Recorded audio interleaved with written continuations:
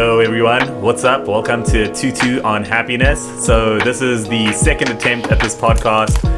Initially the intentions were really good, I was trying to make a podcast to sort of like share my mindsets around happiness and like help people and just add more like value to the world and try and be a good person. However, the quality of this podcast initially was pretty whack. So this is our second attempt, and I have got a new team member with me. His name is Ricky. That's my boy. So Ricky's going to be managing production on the podcast, and I will be pretty much the host of the podcast. So just to get it started, I want to introduce you guys to Ricky because he's going to be here for a while. So Ricky, say what's up to the people. What's up, people? It's your boy Ricky, aka Better Nate Than Never, greatest DJ in Joburg as we speak. That's what I'm saying, bro. So dude, just maybe like a little bit about yourself, what's your involvement in like music and production? Why did you decide to do this pod? With regards to my involvement with music and production and sound in general, I've been doing music production for 11 years and sound engineering. I went and studied it like properly at university and whatnot. So in terms of capturing sound processing and everything like that, I'm very skilled with it. So when Tutu told me how he needed help with making a podcast, I was like, I'd love to help you with it because he's my boy. And in terms of the technical aspects of it, with getting the right sounds, with getting the right mics, with getting the right equipment, like I knew I could help you out with that. So I was like, hey, let me help my boy out. Shout out, bro. Let me help him teach these peeps. So just to give you guys a little bit of background, I've known Ricky since I was like 12 or 13 years old, so this is like a legacy project, you know what I'm saying? Like this is the whole thing. So just to give you guys a bit of context, this first episode is really just going to be more of an introduction, just to introduce you to me as the host, and to give you guys an idea of what the vision for this whole podcast is. So I'm going to hand it over to Ricky. Ricky's going to, take the lead on this one. He's going to ask me some questions. I'm going to answer them, and hopefully you guys can gain some insight on, what to expect and, who I am. Yeah, because we all know that Tutu is a very interesting individual, and we know that he has really interesting takes on life, and like he is really forward thinking, and we could all learn a thing or two from our boy. So I just wanted to let's introduce you to the peeps. Who is Tutu, and what motivated you to start this podcast around happiness? So just a quick background on me. I'm just like a normal dude, you know what I'm saying? It's like I grew up like fairly privileged, I'd say, and like growing up, it's not like I was, I've never like struggled with anything like depression or anything like this, but definitely, I always like maybe felt a sense of, maybe things weren't 100% okay. It's like when I was a kid, it's like you feel like super happy with life as a kid and like everything's good, and then like you like grow up and like things start to happen in your life. There's different social pressures. You go to school, maybe you like get bullied, maybe you start like to doubt your self-worth or whatever. Like you start like almost like losing who you are fundamentally as a person. It's almost like the world is coming in, they're telling you all these things about like, oh, this is how you should live life, like you should get a job, and then you should do this, and then you should do this, and then after all that you'll be happy, and like you're just chasing it. Yeah, exactly. So it's like my fundamental thing was motivated by like not wanting to be trapped in pain. So there was actually like a point in my life where it's like I hit a wall in I'd say 2015, and it's like when I hit this wall, and maybe we'll get into like more depth about like what happened and stuff in like later podcasts, but it was like just like a series of things like started happening to me, and I felt like a lingering emptiness, because like on the outside it felt like oh shit, like everything should be cool, like I'm not rich, but like I'm not struggling for money, but like I've definitely got this idea in my mind that getting more money will make me happier. At the time, I was like socially things were going pretty well, seeing like I was in and out of maybe like 1 or 2 relationships or whatever, but yeah, like what actually got me was, I lost myself at some point. Like I started doing drugs, and it's like one day I asked myself, I was like, dude, like if you could meet your like 10-year-old self right now, like what would they say, dog? It's like, is this actually who you are? Like, is this who you want to be? And like when I kind of had that like chat with myself, I was like, dude, this isn't it. Like, this isn't the person that I wanted to be. And it's like, yeah, maybe on the outside it feels okay. We got friends. I was driving a decent car and whatever, but it was just like, fundamentally, I didn't feel like things in my life were going well. I felt like an inner emptiness, and I couldn't run away from that. So, for me, that was like a very painful experience, and I had to ask myself, like, yo, how do I get away from this feeling of inner emptiness and this feeling of like, like, things seem good, but like really on the inside, I feel like dissatisfied. And like, I'm actually super grateful because when I was in like grade 3, I started off at a Catholic school, and then my dad moved us out to Midrand, and he bought like a small holding there, and like I went to the school, and like everyone at the school had to like learn transcendental meditation. So like since I was like very young, I knew how to meditate and stuff, and I feel like that maybe like I don't know, gave me like, I don't know, just like more insight, like more room to introspect and a more open-minded perspective on like, yo, it's okay to be like, it's okay to like go within and become happy. And it's so interesting because a guest that we're going to have on a later podcast is somehow like linked to the school that I was at. So we'll get into that. But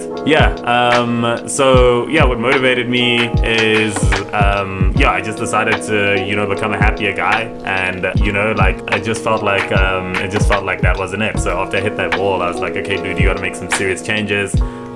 Then I got into like self-development in general. I was like, okay, cool, I'm gonna do all this stuff. I started meditating, I started practicing yoga, like gymming, like just like really kind of getting back into the things that I thought were like more aligned with who I am, like sort of like listening to my inner voice, finding new friends, hanging out in new spaces. Like I used to hang out in like 4Ways, shout out to 4Ways, but like I always felt like I had to like prove myself and be like someone that I wasn't good enough to be like around those people I was around.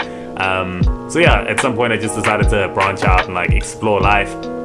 And through that exploration, I feel like I've found happiness in inverted commas, and that's just something that I want to share with people, because I honestly, like, I meet a lot of people and I see like people, I feel like people externally, like there's lots of smiley, but internally there's lots of saddy, and 100%. Like, yeah, exactly, dog. So it's just like, I really want to like share that with people, and if it can help even one person, I think that would be great. So I noticed that you mentioned people have a definition of happiness and certain ideals that they feel like they need to strive to in order to gain it. So how do you define happiness? Yeah, so I think when people like hear me speak about happiness, or anyone, like I think people have this idea that happiness is always about being smiley, or like having like a good experience, or like laughing and like yay and like joy or whatever, you know what I'm saying? And it's like I don't necessarily define happiness this way, because I think it's unrealistic really to like feel good all the time. Like to be 100% honest, like today's been like a fucking weird day for me. It's like I felt like a lot of like weird hectic emotions today, and like on the outside, like you could say that this emotionally or whatever hasn't been like a great day for me, but it's like understanding that happiness isn't about feeling good all the time. Happiness is about being content or being at peace regardless of the ups and downs of daily life, because we live on earth, and like polarization is a thing. There's good and bad, there's day and night, there's up and down. Like no one feels good all the time. So to like have this idea that like, oh, I'm gonna feel good all the time, that's what it is to be happy, to have an emotionally stimulating experience, I don't necessarily think that's okay, because it's like you have loved ones, like your loved one pass away, like you're not gonna be happy, you're probably gonna feel pretty shit about it, but it's just more about enduring through those moments, like, and being like, oh shit, like fuck, I lost my job, like, oh, now I'm depressed. No, it's like you lost your job, but like you can still be content and at ease in life, and at peace in life. So I'd say, my definition of happiness is more around like contentment and peace rather than just like feeling good all the time. Feeling good all the time. It's just not gonna happen, bro. 100%. And what would you say is your intention behind this podcast? So, it's like really helping people establish happiness as a baseline. So I find that like a lot of people have this idea, and I used to have this idea. It's like, oh shit, when I get this job, I'll be happy. Like when I get this Gucci, I'll be happy. Like when I date this girl or guy, I'll be happy. Like when this happens, I'll be happy. Do you know what I'm saying? And it's like the problem with that way of thinking is it's predicated on this assumption that your baseline state is unhappiness and you need to reach outside to find happiness.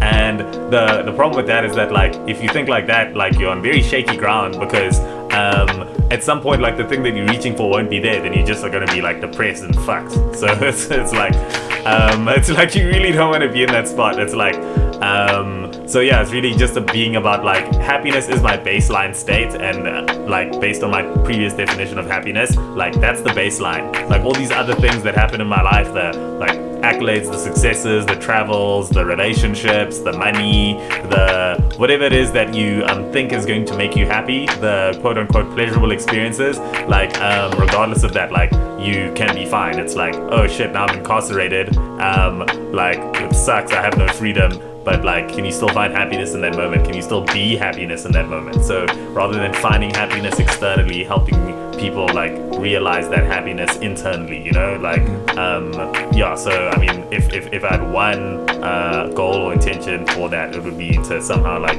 impart this mindset on people and like help them find that for themselves. Because like I said, I'm not perfect, I'm not like a monk or whatever, but I definitely feel like as a general like thing in life, like whether things are going well, whether things are going badly, like I can always find like a sense of like peace and just being content, being like, yo, we out here, we out in this bitch, this life though.